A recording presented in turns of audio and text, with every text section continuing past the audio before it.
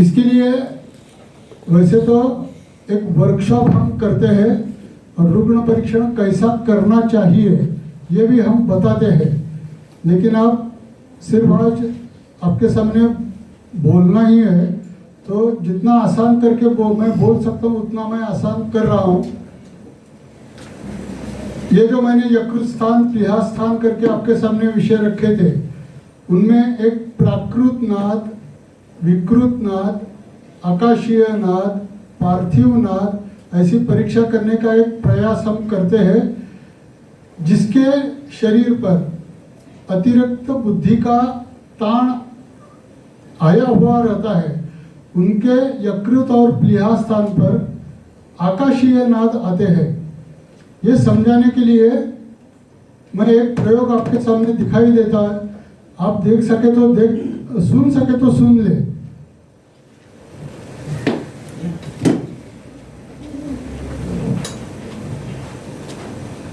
मैं इस टेबल पर टैपिंग कर रहा हूं। आकाशीय नाद, पार्थिव नाद यह आपको सुनाई देगा। इस कोने में जहां नीचे तक पूरा आधार है, इसके ऊपर हमने यदि परकशन नोट लिए, पूरा भरा हुआ ऐसा ये अभी समझ लो। उसके बाद में जो दूसरा दिखाऊंगा उसमें आपको फर्क समझ में आ जाएगा। एक जैसे ही लगते हैं। अब दूसरा सुनो।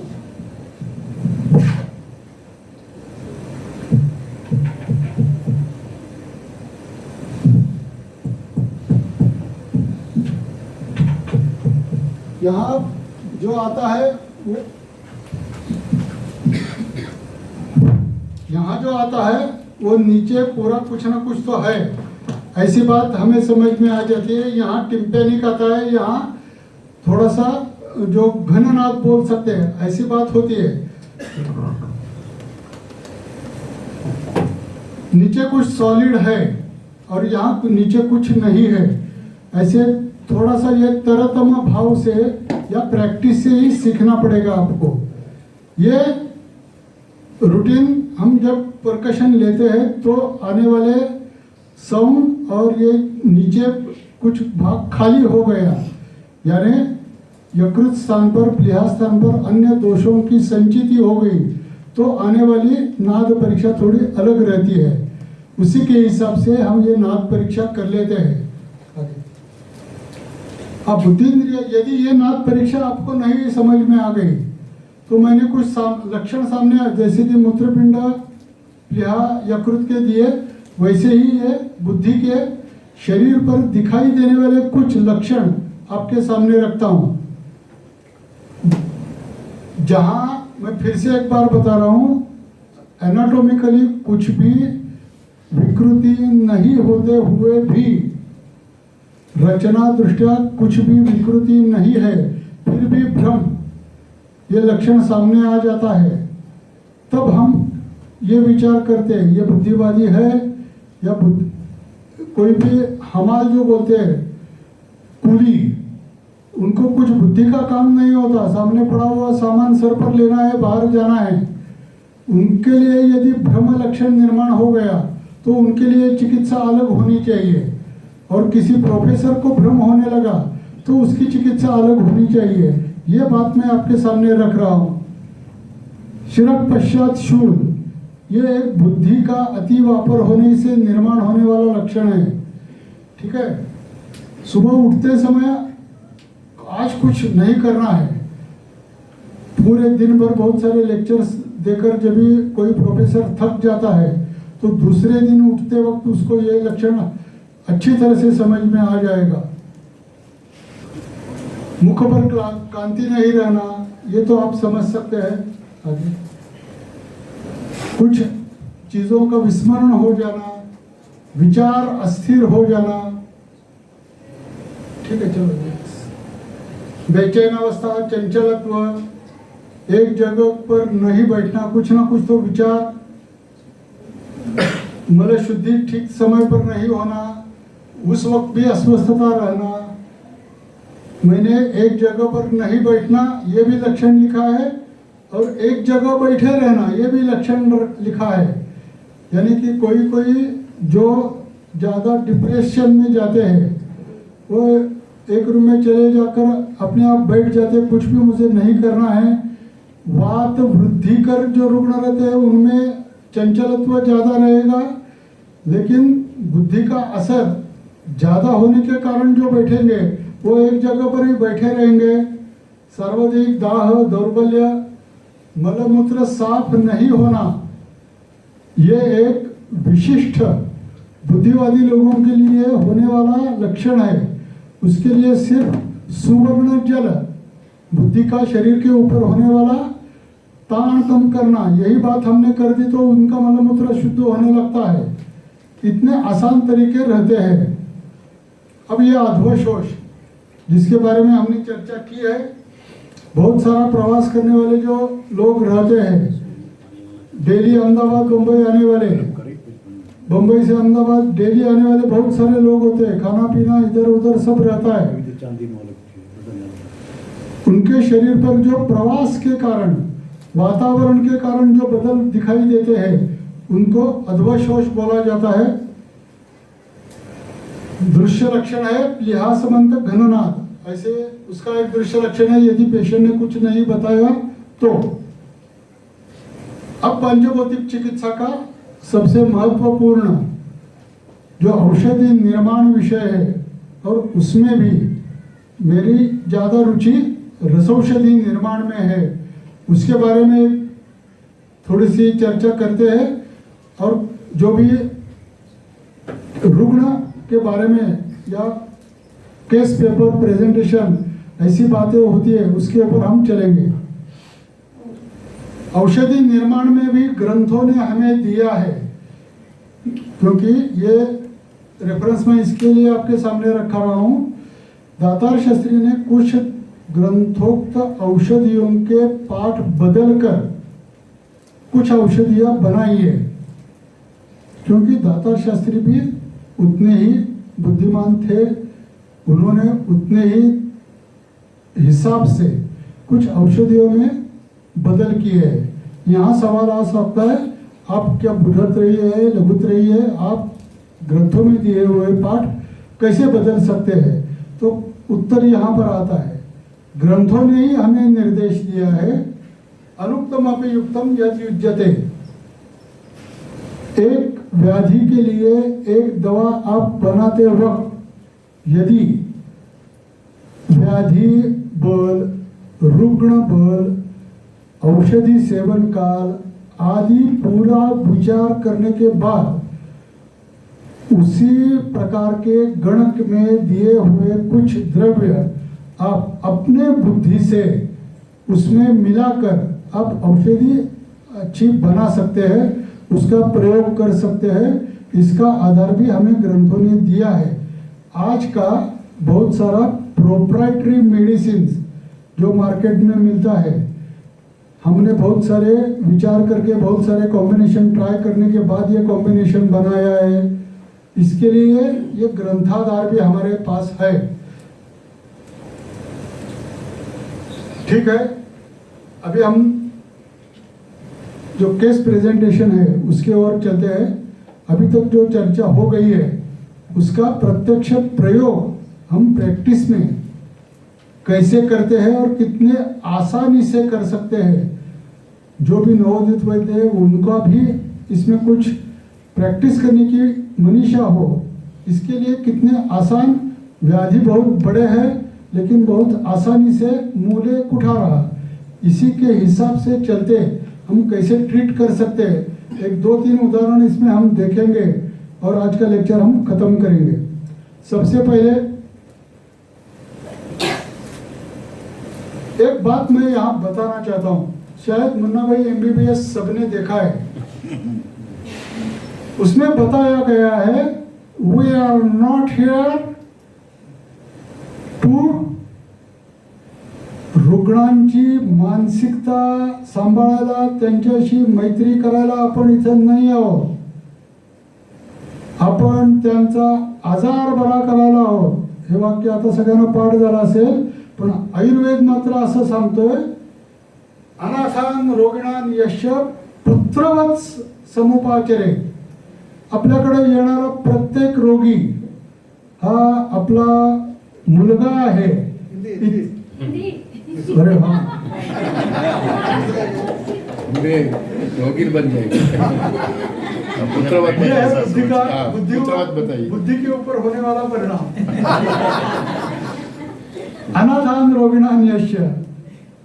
जैसे ही हमारे सामने कोई भी पेशेंट आ जाता है तो हमें उसको हमारे पुत्रवत समझना भी है, संभालना भी है. उसको व्याधि को ट्रीट भी करते वक्त वो हमारा पुत्र है, ऐसी भावना हमारे मन में होनी चाहिए.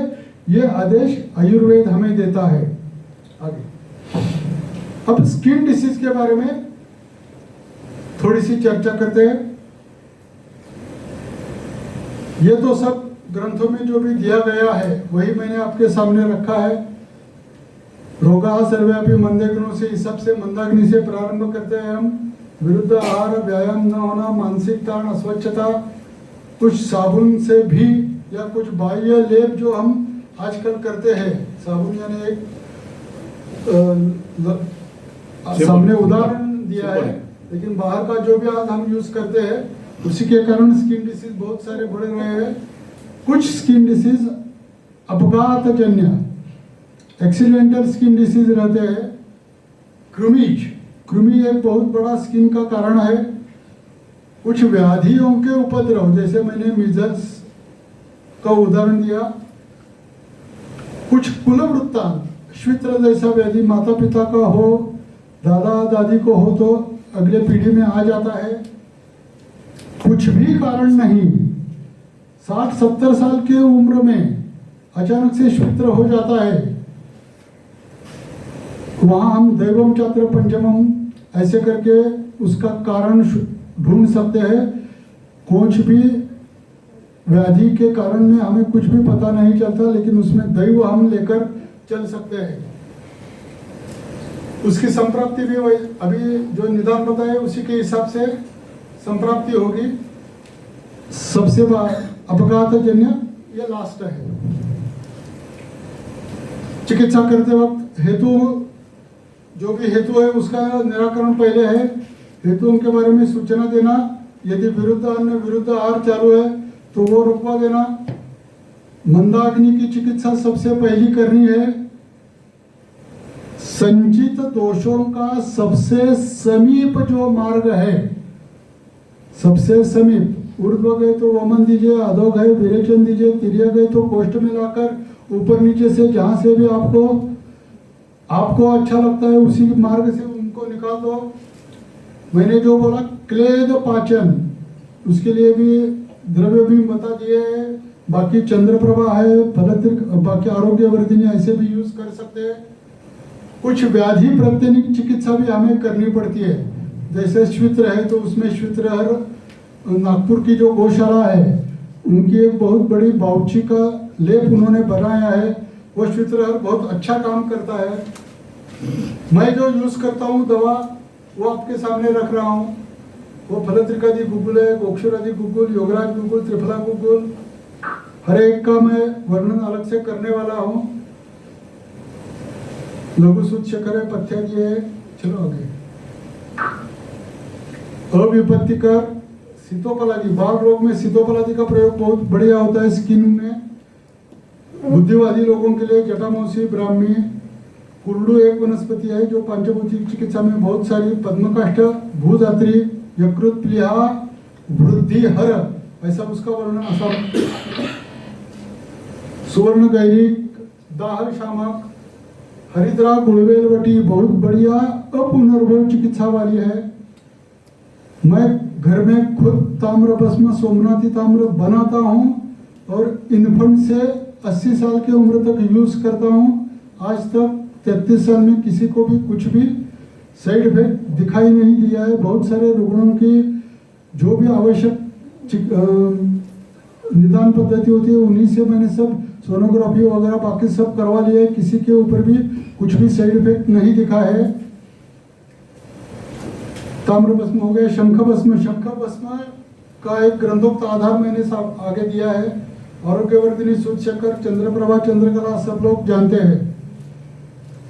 अब यह जो एक एक द्रव्य मैंने लिया उसका ग्रंथाकार भी आपके सामने रख रहा हूँ।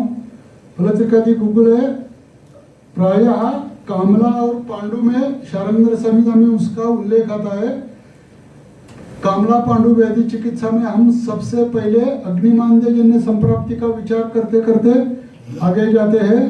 हमारा व्याधि कौन सा भी हो, अग्निमांद्य से उत्पन्न हो तो चिकित्सा हम फलत्रिकादि से शुरू कर देते हैं। जो अपान वायु के बारे में बहुत सारी चर्चा हो गई, तो अपान वायु का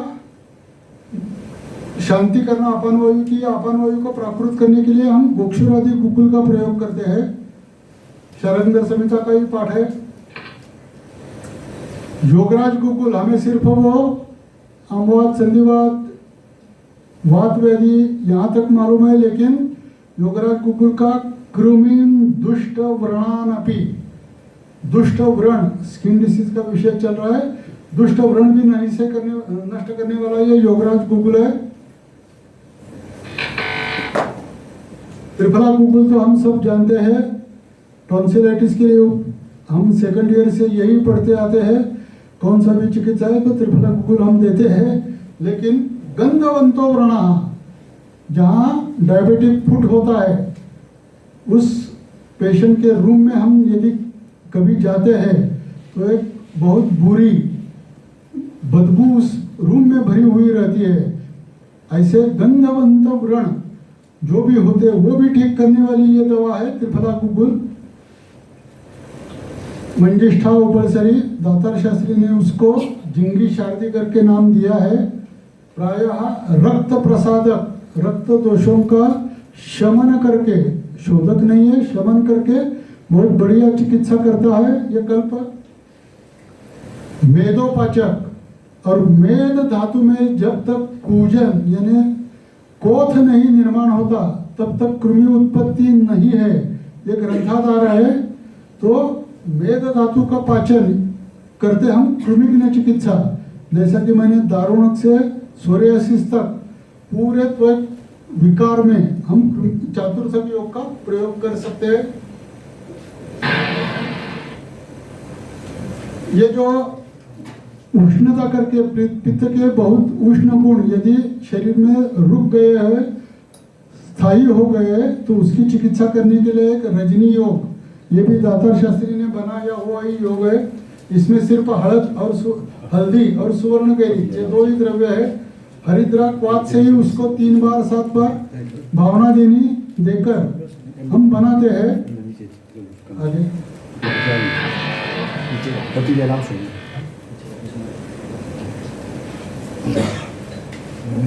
चरक उदर चिकित्सा में आने वाला ये रेफरेंस है। गुल्म और प्लीहा वृद्धि में इसका प्रयोग होता है। भिडंगादि क्षार, दातार शास्त्री ने वरांग क्षार ऐसे नाम दिया है। लघु सूर्यशेखर सभी को पता है। शुंठी और सुवर्ण गैरी, शुंठी कवात से या नागवेल पत्र स्पर्श से उसको भावित किया जाता है। अग्निमांद्य और पाचक, जहां हमें अग्निमांद्य की चिकित्सा करनी पड़ती है वहां हम इसका प्रयोग कर सकते हैं। शारंगर संहिता का शिरोरोग, इसमें आया हुआ ये कल्प है। प्रायः शिरशूलहर, पथ्यादि चूर्ण भी यूज कर सकते हैं, पथ्यादि गुटी भी मैं बनाता हूँ, उस दोनों का प्रयोग करता हूँ। अभिपत्तिकर चूर्ण, इसके बारे में बहुत सारे उल्लेख भी मैंने भी किए, लेकिन इसका बहुत बढ़िया मल मूत्र विबंधहर, ये ग्रंथाधार बहुत बढ़िया काम करता है। मल विबंध होता ही है लेकिन उसके साथ मूत्र प्रवृत्ति रुक गई है, ऐसे पेशेंट में भी हम अभिपत्तिकर का प्रयोग कर सकते हैं। सीतोपलादि के बारे में बाकी सब तो है, लेकिन जो केस में आगे बताने वाला हूं उसके लिए संधि स्थानीय काम करने वाला, इसका वर्णन मैं उस केस प्रेजेंटेशन में करूंगा। और वहां रुक्षण और स्तंभन करने वाला यह कल्प है। यह ग्रंथोक्त श्लोक है, लेकिन ग्रंथोक्त श्लोक में दिए हुए उसके कार्य हमें रुग्णों के ऊपर कैसे प्रयोग करने हैं उसका उदाहरण आगे दूंगा। जटामांसी वैसे तो हम सब जानते हैं बुद्धि के लिए है, लेकिन दाह विसर्प कुष्ठनोत, और कुष्ठ यानी स्फित्र, इतनी हमारी भाषा या हमारा विचार मर्यादित नहीं है। पूरे स्किन डिसीज में हम जटामांसी का प्रयोग लेकिन बुद्धिवादी वैद्यों रुग्णों के लिए कर सकते हैं। ब्राह्मी वो भी कुष्ठ पांडु में हम यूज कर सकते हैं। कुल्लू ये जो बस्ती शुद्धिकर पराहा, अपान वायु का क्षेत्र में जहाँ जहाँ विकृति है वो कम करने वाली एक बहुत बढ़िया, बहुत सस्ती, बहुत आसानी से सभी जगह उत्पन्न होने वाली ये औषधि है। संस्कृत नाम क्या है उसका? क्षितिवार दिया है ना, क्षितिवार। पद्मकाष्ठ जो मैंने पहली बार बोलते वक्त जिक्र किया, विसर्प दाह विस्फोट नाशक है। गर्भ संस्थापकम परम, इसका एक ग्रंथ दूसरे निबंध में यह भी उल्लेख है, लेकिन स्किन के बारे में अभी चर्चा चल रही है। तो विसर्प दाह विस्फोट नाशक ये पद्मकाष्ठ चूर्ण है। जैसे भूधात्री के बारे में मैंने बताया, यकृत प्लीहा वृद्धि हर, ऐसा ये भूधात्री चूर्ण है। तलवार के घाव को नष्ट करने वाला ये तो द्रव्य है सुवर्ण गैरी। इतना इसका महत्व बहुत बड़ा बढ़िया बताया गया है। विस्फोट, अर्श, अग्नि, दाह, ऐसे बहुत सारे अवस्था में हम इसका प्रयोग कर सकते हैं। अब हमारे जो संस्थापक अध्यक्ष है व्यासपीठ के, वो विनय जी बेलनकर, उनके प्रयोग में रहने वाला ये एक कल्प है हरिद्रा कुलवेल वटी, और प्रायः अपुनर्भव चिकित्सा के लिए इसका प्रयोग करते हैं। तारुण्य पिटिका हर, तारुण्य पिटिका हर करके इसका प्रयोग दिया गया है, यानी मुख पिटिका। फिर भी स्किन डिसीज आ गया तो मैं इसका प्रयोग पूरे शरीर पर होने वाले स्किन में भी करता हूँ, बहुत अच्छे रिजल्ट्स मिल जाते हैं। सोमनाथी ताम्र भस्म, प्लीहा यकृत दोनों की विकृति नष्ट करने वाला। आगे आरोग्य वर्गिनी तो सब जानते हैं, कुष्ठान्य शेषतः, चलो सर्वरोगेषु, चंद्रप्रभा, कुष्ठ, अग्निमांद्य। मैं जो यूज करता हूँ वो सुवर्णकल्प मैंने ऐसा बनाया है। एक भाग वसंत कुसुमाकर है अमल की, और हरिद्रा 25-25 भाग 8 घंटे मर्दन करता हूँ। और स्किन में प्रमेह में जहाँ पोत है वहाँ पर बहुत बढ़िया रिजल्ट देने वाला ये कल्प है। जैसे कि मैंने बताया बाह्योपचार, चंदन मलाक्षादी तेल यूज करता हूँ। नदी यानी मीठे पानी में तैयार हुए शौक्तिक का भस्म लेपनार्थ बहुत बढ़िया रहता है। हस्तधारी पादधारी जो रहते हैं, मैंने ये प्रयोग करके देखा है। क्षारीय पानी में, समुद्र के पानी में इससे जो मिलते हैं उनमें ये क्षमता नहीं रहती है। नदी के पानी में जो भी शौक्तिक मिलते हैं उनके भस्म में ये हस्तपादधारी कम करने के रिजल्ट्स मिलते हैं। श्वित्र में वो नागपुर वाली जो बताई वो श्वित्र हरवटी है। हमारे पास अभी 5 मिनट में 1-2 रुग्णों के बारे में हम चर्चा करेंगे, हम रुकते हैं। अब वामास्त पर आघात हो गया, आधुनिक चिकित्सा से व्रण ठीक हो गया, लेकिन व्रण से जलवत स्त्राव 2-3 महीनों से चल रहा है। बहुत सारा प्रयोग इसके ऊपर किया गया था। पहले ऑर्थोपेडिक सर्जन के पास गया, उसने सब एक 8-10-15 दिन तक ड्रेसिंग करवा लिया। व्रण तो ठीक होता रहा, लेकिन उसमें से साइनोवियल फ्लूइड लीक हो गया था। साइनोवियल फ्लूइड लीक हो गया, वो तो ठीक नहीं हो रहा। 4-4 दिन के बाद ड्रेसिंग को बुलाता था, वो गीला हो जाता था, वो निकलवा कर दूसरा लगवाता था। उसने बाद में प्लास्टिक सर्जन के पास भेज दिया, इधर का टुकड़ा निकाल दिया, वहां पर लगा दिया, वो भी सूट नहीं हुआ। करते करते 3-4 महीने हो गए। तो उसी डॉक्टर को किसी ने मेरा नाम सुझा दिया, आप इसके पास भेज दो पेशेंट को। मेरे ओपीडी में कोई ड्रेसिंग की व्यवस्था नहीं है। जब भी उस डॉक्टर का फोन आया तो मैंने बोल दिया मेरे पास ड्रेसिंग की व्यवस्था नहीं है, मैं आपके हॉस्पिटल में आकर पेशेंट देखता हूँ। वो थोड़ा एमएस सर्जरी, एमएस ऑर्थो था, तो आयुर्वेद के बारे में पूरी उसके मन में कटुता थी। मैंने मुझसे पहले ही बात कर दी, तू क्या करने वाला है ये मुझे पहले बता। मैं थोड़ा सा सावध हो गया कि क्या करने वाला है ये मुझे पहले बता, यानी मुझे क्या बताना चाहिए। मैंने पूछा तू फार्मर है क्या? वो बहुत गुस्सा हो गया। मैं तुझे क्या पूछ रहा हूँ, मैं तुझे क्या पूछ रहा हूँ, तू फार्मर है क्या? हाँ है। तो खेत में जब भी तुम पानी छोड़ते हो, मूले कुठारा, ये विषय मैं समझा रहा हूँ। कौन सा भी व्याधि निसर्ग और शरीर एक है, ये विषय भी आपके सामने रख रहा हूँ। खेत में जब भी हम पानी छोड़ देते हैं तो पानी घूमते घूमते घूमते घूमते पूरे शरीर में या खेत में जाता है। हमें वहाँ पानी रोकना है, तो तुम क्या करोगे? ऐसा मैंने उसको सवाल किया। अरे तू डॉक्टर है या फार्मर है? वो उसने मुझे पूछा। मैं तुझे क्या पूछ रहा हूँ उसका जवाब दे। तो फिर भी वो ठीक है करके बोला, मैं इधर की मिट्टी उठाऊंगा, वहां रख दूंगा। चल, मैं भी यही करने वाला हूँ। इस व्रण से जल बाहर आ रहा है।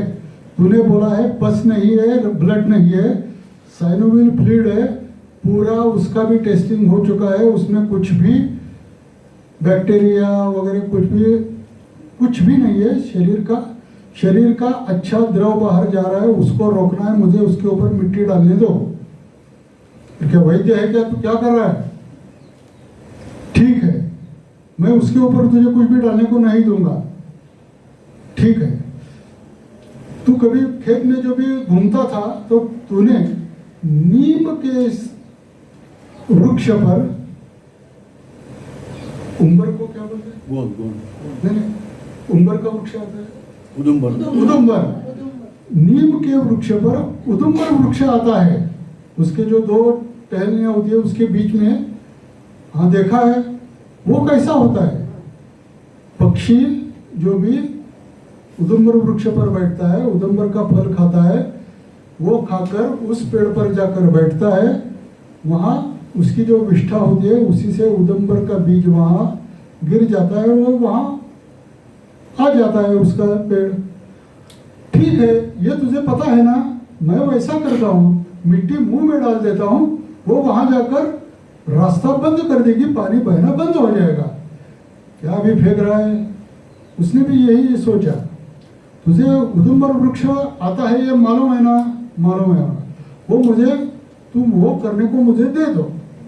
ठीक है, ऐसा उसने बोल दिया। तो आगे वो डेट्स भी मैंने सामने आपके रखी है। दवाइयाँ कौन सी यूज की वो भी आपके सामने रखी है। उसका तीनों का विश्लेषण मैं करने जा रहा हूँ। सीतोपलादी, पद्मकाष्ठ और सुवर्ण गैरिक। ये सुवर्ण गैरिक हमारी मिट्टी है। अब सीतोपलादी क्यों यूज किया? तो ये बाएं हाथ का कुरपर संधि है, तो संधि स्थान है। सीतोपलादी में वंशलोचन ऐसा द्रव्य है कि जो संधि स्थानीय आता है। सीतोपलादी के गुण दिखाते वक्त मैंने बोला है वो रुक्षण करता है, स्तंभन करता है। तो हमें जो भी दवा देनी है उसको अनुपान भी देना पड़ता है। हमारा काम कौन करेगा? गिरीश। लेकिन उसको उस स्थान तक ले जाने वाला काम करेगा सीतोपलादी चूर्ण। और जो पद्मकाष्ठ यूज मैंने किया है उसके जो त्वचा विकार वाले जो गुण है उसके साथ उसमें बहुत सारा काठिन्य यानी वो अस्थि धातु समान काम करता है। तो अस्थि संधि में अस्थि संधि जल निरण यह घटना घटित हुई है, उसके विपरीत ये 3 कल्प मैंने यूज किए, इतने सादी। आज तक 4 महीने का उसका सिर्फ ड्रेसिंग का हिसाब कर दो आप, उसके बीच में स्किन ग्राफ्टिंग हुआ है, वो प्लास्टिक सर्जन से हुआ है, वो पूरा हिसाब आप करते रहो। और अब मैं मेरा हिसाब आपके सामने रख रहा हूं। 14/2 को बहुत सारा उपशय मिला है, यानी रोज 4 बार जो गॉस पीस गीले होते थे वो पूरे अब दिन में 1 गॉस पीस पर वो आ गया आगे। 21 तारीख 3 तारीख आगे पूर्णतः उपशय 36 दिन के बाद मिल गया। 36 दिन लगे, लेकिन पहले 4 दिन में वो सर्जन के ध्यान में आ गया था, इससे वो ठीक हो रहा है। 36 दिन के बाद अभी भी पेशेंट वो जिंदा है, सांगली में है। आज तक फिर कभी भी वहाँ साइनोवियल फ्लूइड लीक नहीं हुआ है। 4 महीने में इतनी सारी एलोपैथिक आधुनिक सब तरीके की चिकित्सा होने के बाद, इसलिए मैंने पहले बोला जहाँ मेडिसिन आता है वहाँ सिर्फ हम लोग ही काम कर सकते हैं, ये बात। और इतनी सारी अभी 36 दिन का हिसाब मैंने पूरे दिन के कितने पैसे लिए होंगे, 10 रुपये 20 रुपये 40 रुपये ले सिक्का पलादी सुवर्ण गैरी पद्म का है, कितना पैसा लोगे इसका, उसके मल्टीप्लाई है 360 के आगे या 720, चलो उससे भी आगे जाते हैं 1000 1500, इससे ज़्यादा तो पैसे नहीं ले सकते हम। और उसके 4 महीने का ड्रेसिंग का हिसाब आप कर लो, सर्जिकल ड्रेसिंग चल रहा था। इतने आसानी से बहुत बड़े बड़े पेशेंट हम ठीक कर सकते हैं। और एक पेशेंट देखेंगे और हम रुकेंगे। राइट फ्रंटल ग्लायोमा, ये पिक्चर मैंने उल्टा करके नेट पर, ये बाई तरफ था, उल्टा करके आपके लिए, इसीलिए वो ग्लायोमा उल्टा शब्द आ गया है। राइट का मेरा पेशेंट राइट साइड वाला ग्लायोमा वाला था। चलो आगे। ग्लायोब्लास्टोमा उसी को बोला जाता है।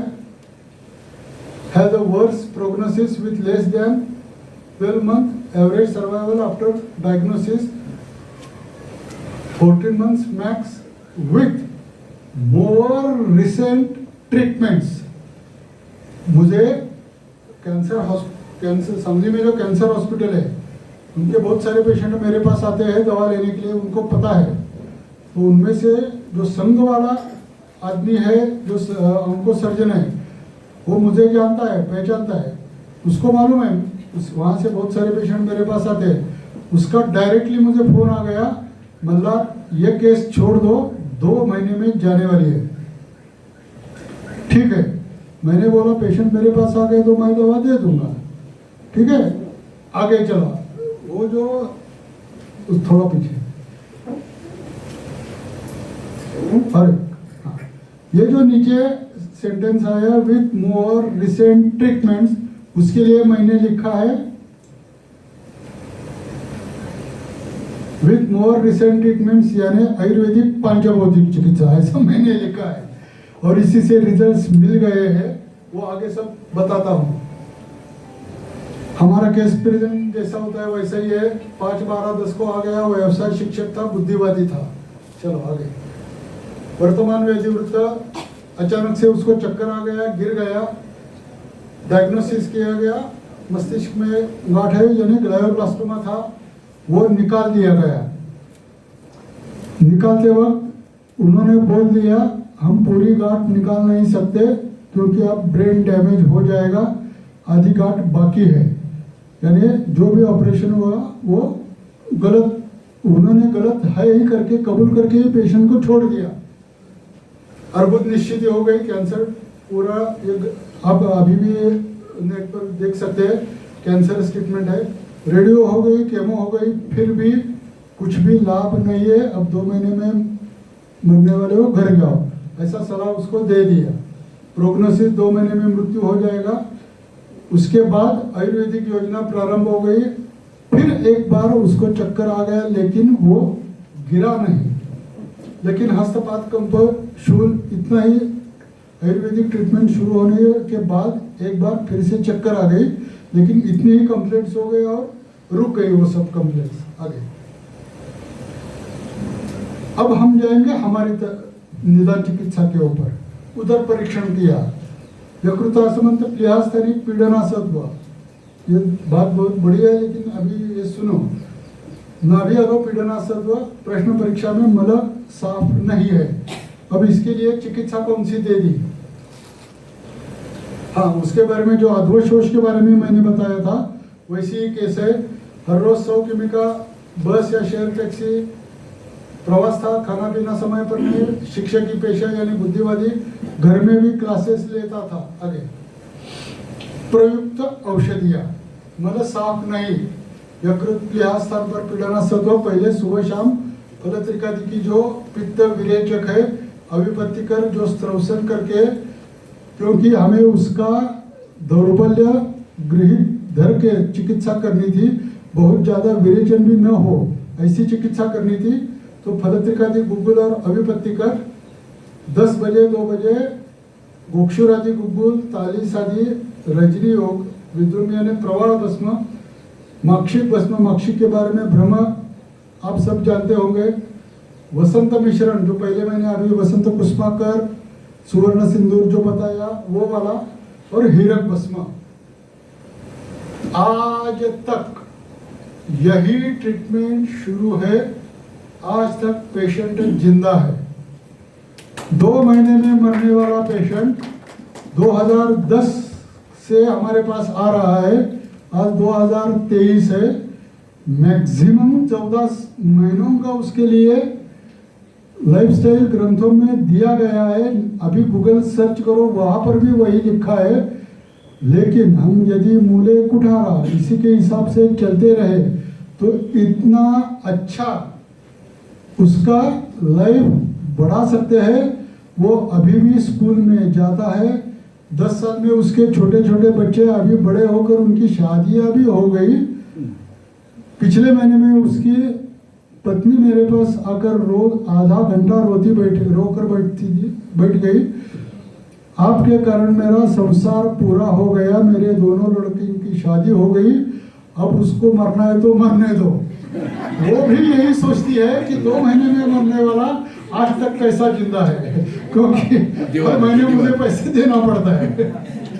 हीरक के पैसे तो मैं लेकर रहूंगा, वो तो मैं नहीं छोड़ूंगा, इतना पैसा लेता रहे। ठीक है, चलो आगे।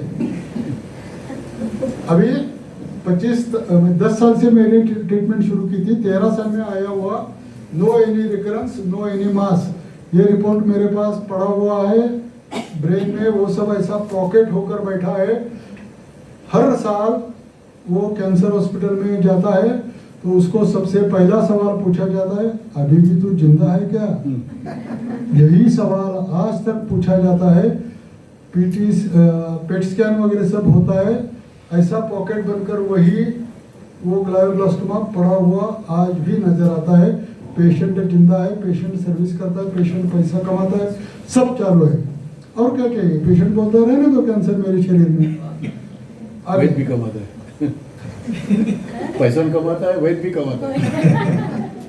अरे हम तो सहोदर बोले आपने। समय है तो ये बताएंगे, वरना हम रुक जाते हैं। एक बता 10-15 मिनट और चलेंगे। अम्ल पित्त में अभी कुछ तैयार फॉर्मूले, यदि बहुत सारे भावी वैद्य भी दिखाई देते हैं। अम्ल पित्त में सुबह शाम फलत्रिकादि गुग्गुल अविपत्तिकर, 10 बजे 2 बजे तालीस आदि चूर्ण, ज्येष्ठमत चूर्ण और लघु स्वच्छकर। ये मेरा बहुत सारे रुग्णों के लिए, जलोदर में भी मैं यहीं से प्रारंभ करता हूँ।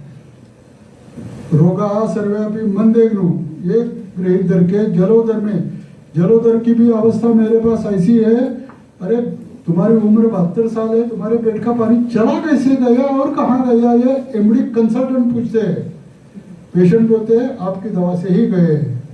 बस इतना पूछने लायक ये दवाइयाँ है। प्रारंभ यहीं से करता हूँ। आगे आमवाद में ये सुश्रुत शिवाजी जो लिखा है वो सुश्रुत का पाठ है। सुरवारी हरड़ा, ओवा यानी अजवायन और शुंठी, ये 3 ही द्रव्य है। उत्कृष्ट आम पाचक है।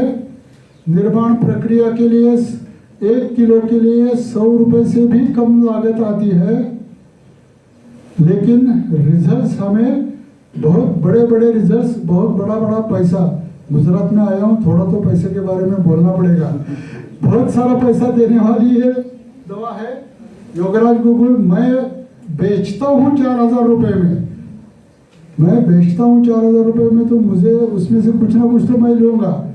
वो करते हुए भी 4000 से 40,000 रुपए आपको मिल जाएंगे। इतनी कम मात्रा में आप प्रयोग कर सकते हैं। इतना बहुत बढ़िया रिजल्ट देने वाला है। एकल द्रव्य देवदार चूर्ण, पुनर्नवा चूर्ण एकल द्रव्य यूज करता हूँ यदि, मैं स्पष्ट रूप से बोल रहा हूँ, आमवात जन्य शोथ है। बाकी किडनी का, लिवर का, हृदय का कोई प्रॉब्लम नहीं है, सिर्फ आमवात जन्य शोथ है, तो एकेरी पुनर्नवा, पुनर्नवा गूगल यूज करने की जरूरत नहीं पड़ती। एकल द्रव्य पुनर्नवा यदि हमने दे दिया तो दूसरे तीसरे हफ्ते से पूरा बदन का ऊपर का शोथ कम होता दिखाई देता है। शिवाजी की जगह सिर्फ तालीस आदि यही बदल है, ये संधिवात के लिए। तालीस आदि मूढ़ वातानुलोमनम करके बताया है, ग्रंथों में आधार है, कोई भी श्लोक निकाल कर देख सकता है। अवरोधित वायु, संधिवात चल रहा है, अवरोधित वायु अधो मार्ग से बाहर निकलता है संधिवात के लिए। बाकी कॉम्बिनेशन वही है। आगे मैं बोलूंगा तो आपको अभी ये फेंक रहा है ऐसा ही लगेगा। इंसुलिन उनके एमडी कंसल्टेंट कम करते हैं, ऐसा ये कॉम्बिनेशन है।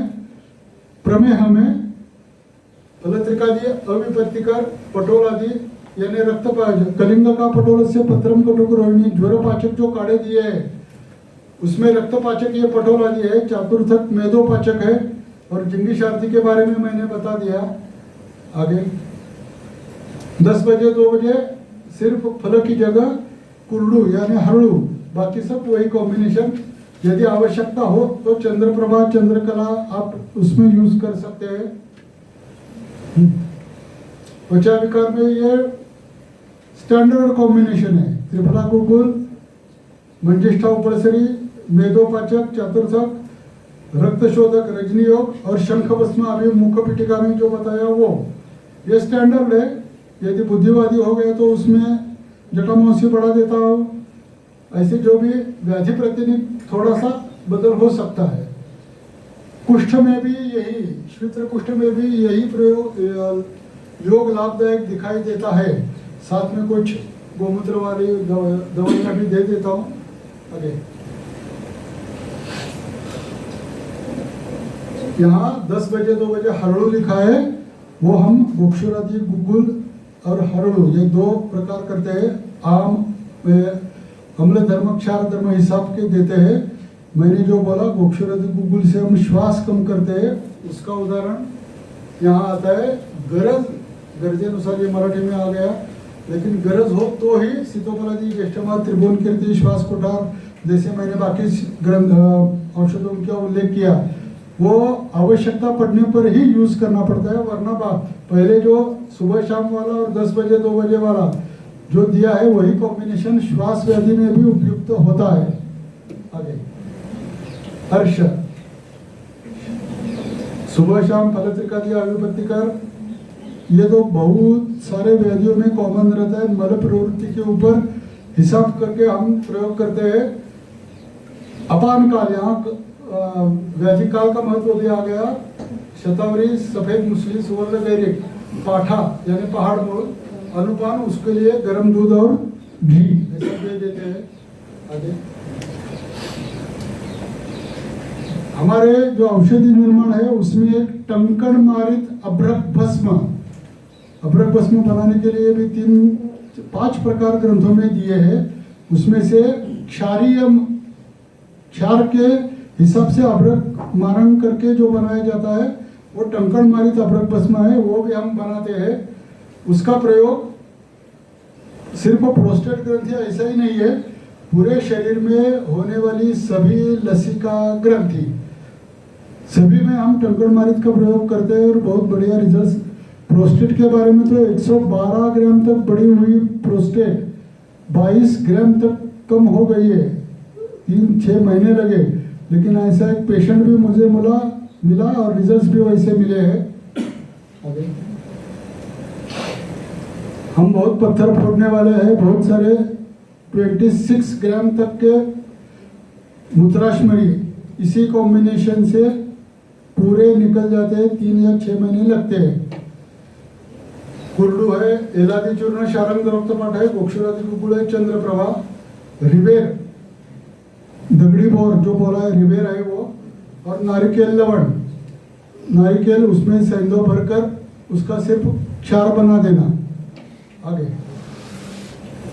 कामला व्याधि में जैसे मैंने बोला भूधात्री का प्रयोग करता हूँ, फलत्रिकादि आविपत्तिकर वही है, मोक्षुरादि और तालिस आदि, और भूधात्री यकृत प्लिहा शोधहर।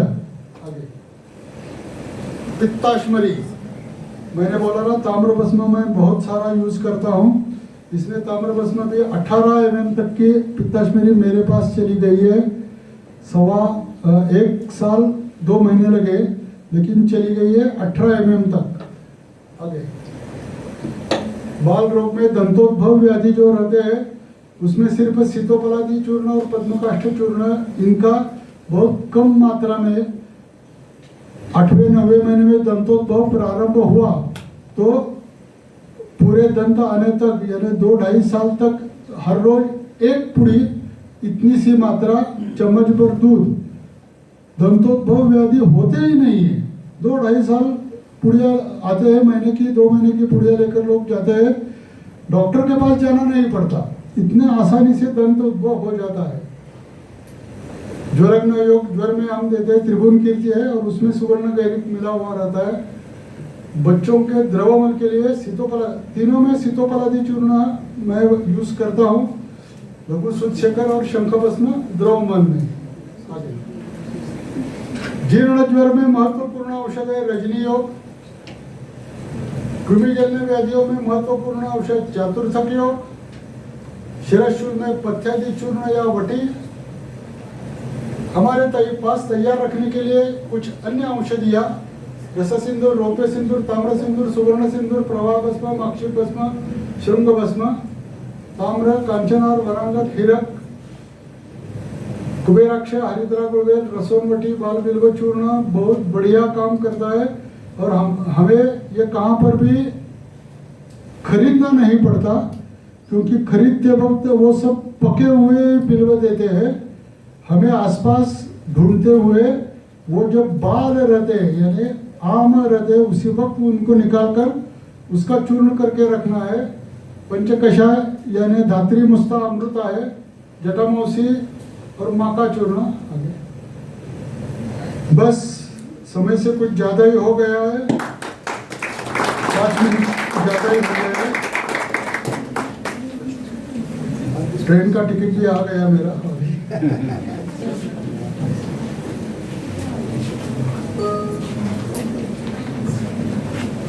अगर ये विषय के बारे में किसी को कोई प्रश्न पूछना है तो सीधा पूछ सकते हैं। मैं लिख कर आ गया हूँ। मैं लिखूंगा।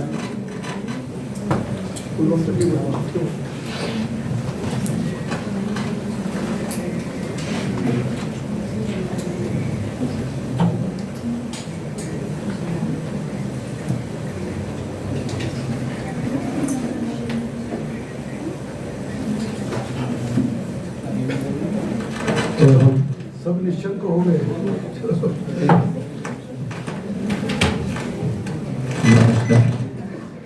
मेरा प्रश्न है प्रमेय के बारे में। तो प्रमेय को आप एज अ डायबिटीज लेते हैं जैसे, तो उसमें क्या चेक रोगा सर्वे अपनी मंदेग्न, यही से हमें प्रारंभ करना है, तभी जाकर प्रमेय में अच्छे रिजल्ट्स मिलते हैं।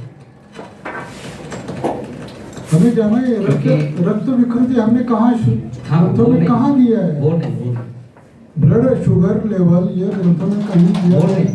तो काम ही नहीं है उसके ऊपर जाने का। रुग्णों को डायबिटिक बताना है रेटिनोपैथी बस। के पेशेंट आते हैं तो उसमें वैसे पित्तज प्रमेय की अवस्था जब रहती है तो ज़्यादातर देखने को मिलता है ऐसा। नहीं, तो वो बात गलत है ही नहीं। हाँ, वो ग्रंथों ने हमें दिए, उसी के हिसाब से हमें जाना है, लेकिन उसको प्रमेय क्यों हो गया? हाँ, मूल वहीं से हम गए तो आगे प्रमेय पीठिका तक हम जाते हैं।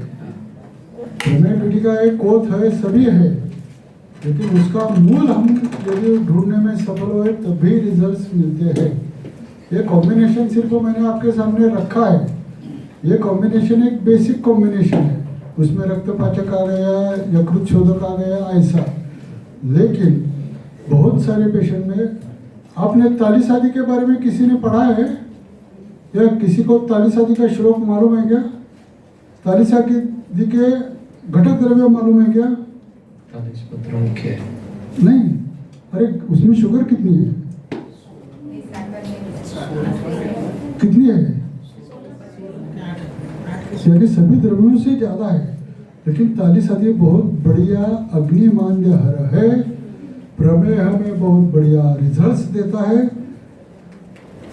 दोषों का बहिर्गमन अच्छी तरह से करता है, रुग्ण को दौर्बल्य न लाते हुए दोषों का बहिर्गमन करता है।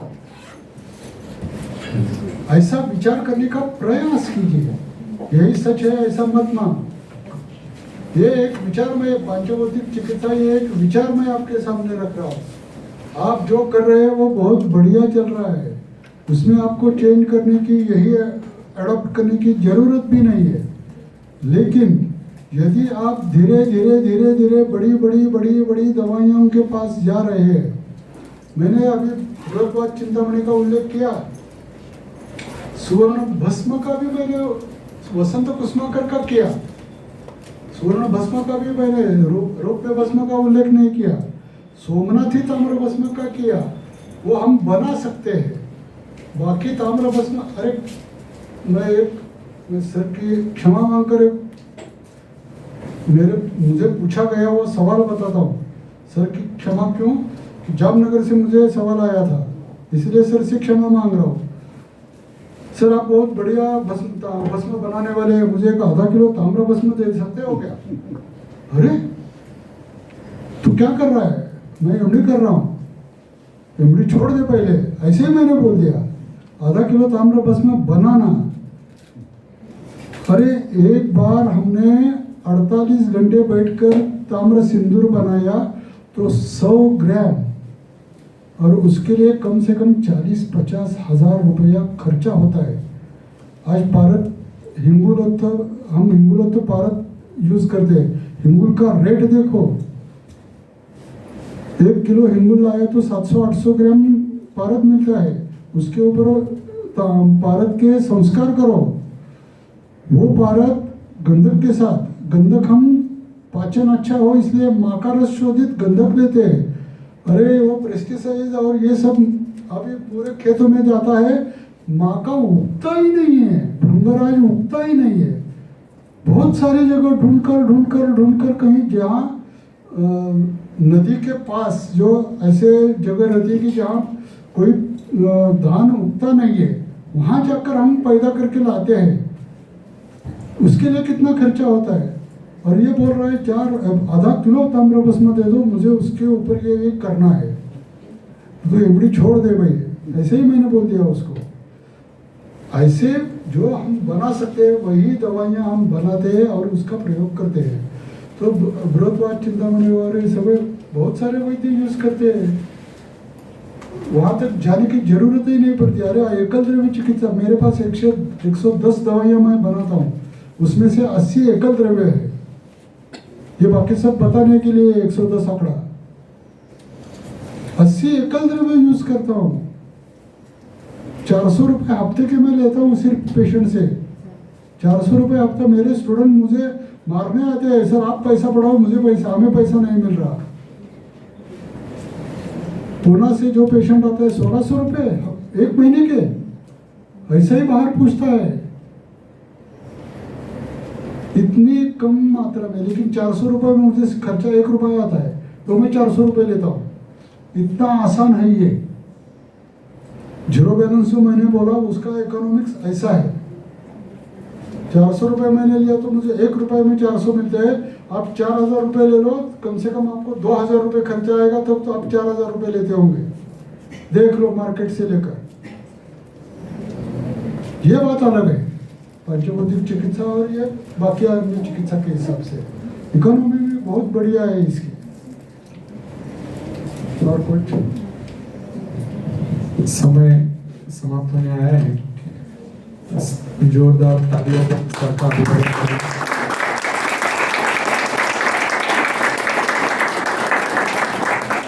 मैं वैद्य कश्यप भाई पटेल से विनती करूंगा कि मोमेंटो देके सर का अभिवादन करें। बस बहुत हो गया भाई।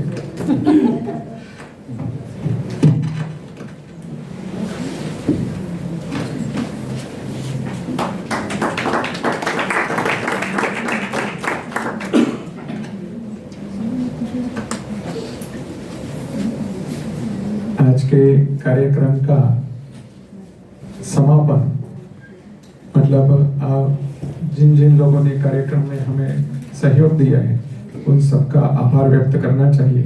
उसके लिए मैं वैद्य गरिमा बहन शुक्ल को विनती करूंगा कि वो आभार माने।